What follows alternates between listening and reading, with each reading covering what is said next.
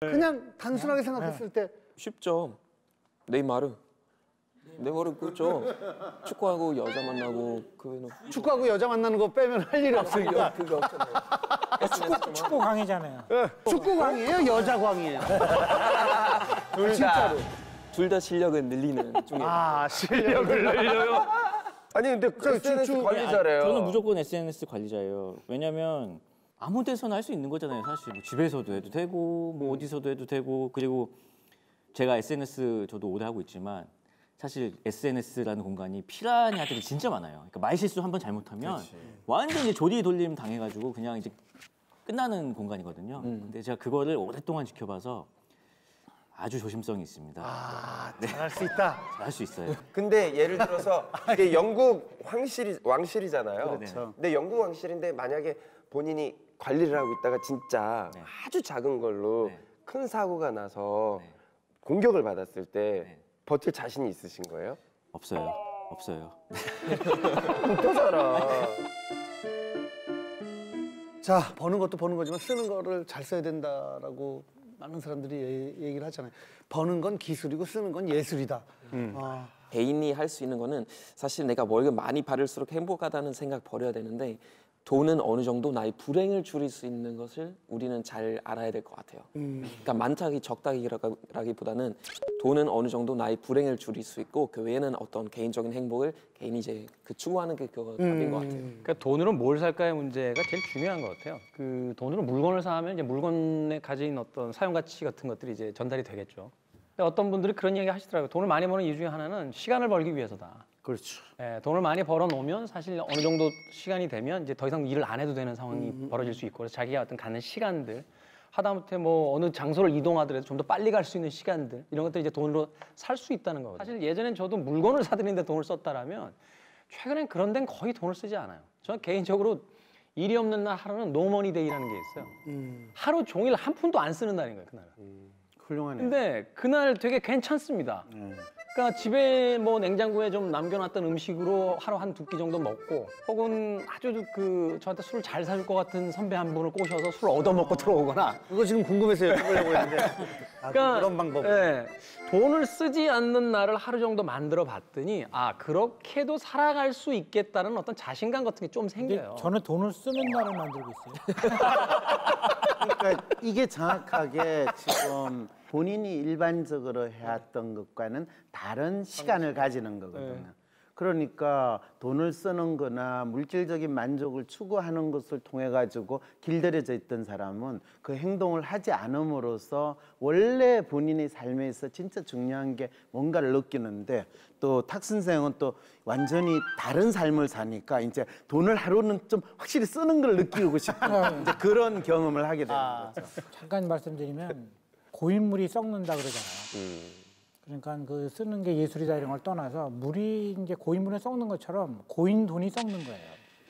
좋은 말씀이에요. 그러니까 이 플랫폼처럼 돈이 왔다가 가는 곳이어야 되지 거기에 머물면 안 되는 거예요. 너무 근데- 빨리 왔다 가던데. 그거 괜찮아요. 괜찮아요? 그래야지 그 다음 돈이 오거든요. 그러니까 왜냐하면 사람들이 크지도 않아 자꾸 정거장 몇 개. 돈에 관해서는 이제 고인 올라 그러는 거죠 자꾸. 근데 고이면 반드시 썩게 돼 있어요. 선생님은 경험하지 않은 거에 대한 거를 참 말씀을 많이 하시네요.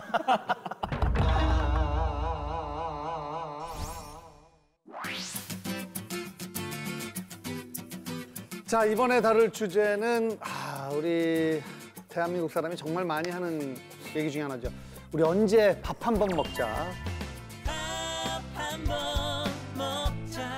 이 말에 사실 정작 언제가 좀 빠져 있긴 하죠. 근데 신동엽 씨 같은 경우는 우리 언제 술 먹자 그러면 꼭 지키시잖아요. 그렇죠? 그리고 저희 가게에 와서 밥 먹겠다 그러면 늘 지키고. 저는 그래서 우리 언제 밥 한 번 먹자를 원래 평소에 잘 안 해요. 예, 안 하는데. 그런 거 잘 안 해요. 진짜. 예, 잘 안 제가 봐도 하는데 그런 것 같아요. 한 번 하면은 지켜야 돼. 꼭 지키죠. 그래서 학창 시절에 공부를 한번 열심히 해보자 이런 생각을 한 번도 안 했어요. 하면은 진짜 지켜야 돼. 아 정말. 그래서 그 너무 생각만 해도 힘들 것 같아서. 금년에 계획 안 잡는 분들. 예예예 맞아요. 아니, 제가 그거 한 2~3달 같이 방송했잖아요. 네. 제가 그 느낀 거로는 신동엽 씨가 농담을 안 해요.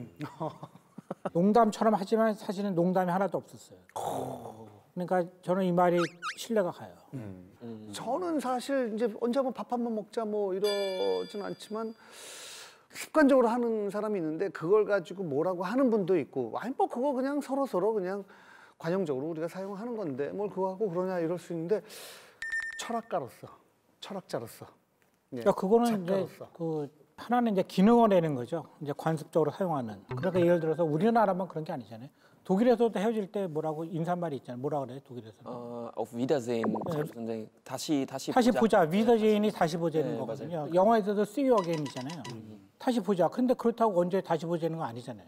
거기도 언제가 없어요. 독일에도 없고. 그러니까 제가 보기에는 이게 우리가 이제 헤어진다 이런 표시지. 그 진짜 그 글자 그대로 의미를 갖고 있는 게 아니잖아요. 그러니까 거기에 대해서 의미를 따지면 이제 농담했는데 죽자고 달려드는 이런 거잖아요. 그러니까 기능으로 작동하는 거죠. 그래서. 참 빈말을 했다는 말을 참 어렵고 힘들게 하시네요. 그게 철학에 하는 일입니다. 그러니까 보통 약간 외국인들하고 한국 사람들 얘기했을 때는 보통 한국 사람들 많이 물어보잖아요. 우리 이렇게 빈말하면 좀 이상하지 않으냐. 근데 저도 진짜 동의하는 게 이거 자연스러운 것 같고 헤어졌을 때 그 약간 아쉬움을 약간 좀 극복하려고 하는 그런 과정인 것 같아요. 그렇죠. 만약에 그렇지 않았을 때는 전 예를 들면 그 대학원 졸업했을 때 그 미국 교포 친구 있었는데 그 교포 친구는 빈말 안 하고 그냥 모든 건 그냥 솔직하게 털어놓은 스타일인데 졸업식 끝나고 이제 다시 언젠가 다시 한번 만나자 이런 얘기 할 수 있는데 그 친구는 그냥 영어로 남의 인생을 행복하게 살아라 이렇게 얘기하고 그냥 갔어요. 그냥 사실 그게 맞는 말일 수도 있죠. 뭐 우리가 만날 일이 거의 없어요. 일이 없는데 그냥 아니 내가 지금 곧 죽을 거라는 것처럼 얘기하니까 이거 되게 이상해지더라고요. 그때는 좀 빈말이라는 거 그래도 좀 인간다운 면이 그래도 뭔가 쓸모가 있는. 이게 빈말의 인간다운 면도 있지만 더 중요한 게 밥 한 번 먹자라는 말 자체가 가진 뜻도 분명히 포함돼 있어요. 우리가 같이 밥을 먹는 사람을 식구라고 이야기하잖아요.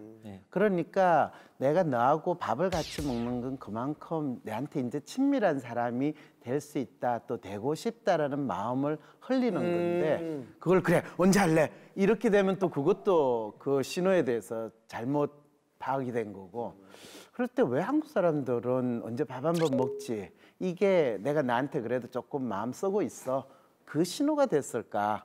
이런 거에 대해서는 한번 생각해 볼 필요가 있어요. 그러면은 다니엘이 만약에 독일 가서 친구들이나 아니면 지금 이런 똑같은 정서로 그래 언제 밥 한 번 먹자 만약에 그런 식으로 독일어로 얘기를 하면 그 사람은 어떻게 받아들일까요? 되게 이상하게 볼 것 같아요. 그렇죠.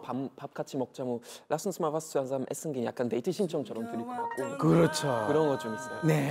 데이트 신청. 진짜요. 정확하게 그거 이야기. 남자끼리 그렇게 얘기를 남자끼리 그렇게 얘기하면은 되게 약간 좀 이런 면에서 오히려 약간 좀 담백한 것 같아요. 좀 이제 좀 친하지 않거나 잘 모르는 사이면 헤어질 때는 auf Wiedersehen 다시 보자는 말도 있지만 tschüss이라는 단어 쓰는데 그 단어는 그냥 아무 뜻이 없고 그냥 바이 나는 그런 뜻이죠. 저는 그 밥 한 번 먹자라고 빈말로 해주시는 분들이 다 그 약속을 지켜주신다면 외식업자 입장에서 땡큐죠. 좀 약속 좀 지켜주세요. 뭐가 돼도. 아주 이쪽 얘기 순수하게 우리가 이런 얘기를 하더라도 어떻게든 끄집어서 자기 영업 쪽하고 많이 힘들어요. 힘들어요. 힘들어요. 그러면은 평소에 이렇게 좀 자주 그렇게 쓰는 말 밥 한 번 먹자처럼 뭐 저는 한 잔 해야지. 술 안 먹거든요. 안 먹고 그 다음도 안 먹어요. 한 잔 술 안 먹는데. 먹어요 좀. 이게 인사라고 생각하니까. 제가 진짜 그런 분이 있었어요. 제가 한 20년 전에 시트콤을 뭘 했었는데 같이 하는 PD 형이 아이고 동희 봐 소주 한잔 해야지 소주 한잔 해야지. 저도 그때 바쁘고 뭐 하는데 항상 그 조연출 형이 소주 한잔 해야지 하도 그래가지고 아유 뭐 안 하는 것도 좀 예의가 아니니까 그래가지고 한번 시간 내서 그 형이랑 이렇게 먹었는데 정말 한 잔을 먹더니 이렇게 자는 거예요. 정말 한잔한 거예요? 알고 보니까 그 사람은 술을 못 먹는 사람이야. 그러니까 그렇게 빈말을 하는 거예요. 그냥 나에 대한 애정을 그렇게 표현하고 동엽이 너가 워낙 술 좋아하니까 언제 한번 해야지. 그걸 애정을 나한테 표한 건데 제가 그걸 눈치 없이 그래요 했는데 한 잔 먹고 진짜로 자서 너무 놀라가지고 어떻게 된 거냐고 그랬더니 그 형 또 우스갯소리로 그러니까 내가 한 잔 그러면서 계속 얘기를 하다 보니까 더 친해지더라고요. 한잔 해요 또는 밥 같이 해요라는 게 일종의 권력 관계도 있는 것 같고 이게 복잡한 게요. 그 사회적으로 조금 더 지위가 있다는 사람이 야 언제 밥 한번 먹자라는 것은 사실은 인사말일 경우가 굉장히 커요. 근데 좀 자기보다 좀 나이가 많다거나 어떤 지위에 있는 사람한테 밥 한번 하시죠라고 하는 건 본인이 나를 잡을 수 있을 만큼의 어떤 그 위치나 영향력은 없지만 식사를 한번 같이 해주셔서 저를 특별하게 대해주시면 좋을 것 같습니다. 아 그런 경우도 라는 뭐- 어떤 바람도 그 안에 좀 담겨져 있는 것 같고 그 우리나라가 사실 어떤 여러 가지 그 정치적인 상황도 그렇고 내 편, 네 편 가르는 어떤 이런 문화들이 굉장히 많았잖아요. 어떤 일이 끝나고 나서 밥 한번 먹지라고 해서 그래요 밥 한번 먹어요 라고 하는 쌍방간의 인사말은 우리 그래도 뭐 서로 괜찮은 사이인 거지? 같은 편인 거지? 라는 이야기를 던졌을 때 형 저 형한테 호감 있어요 우리 같은 편이에요 라고 하는 어떤 일종의 자기 그 이 편을 확인하는 과정 같은 것도 이 인사말에 좀 담겨져 있는 것 같다는 아 거예요. 그럼 빈말이긴 하지만 밥 한번 먹지 하고 호의적으로 얘기를 했는데 상대가 진짜 넌 나하고 적이야 약간 그걸 확실하게 표현을 하려면 내가 왜 너랑 밥을 먹어? 그렇죠. 너 한마디면 그렇죠. 되게 정확하게 잘 너랑 나랑 끝이야. 그렇죠. 이런 거잖아. 예. 근데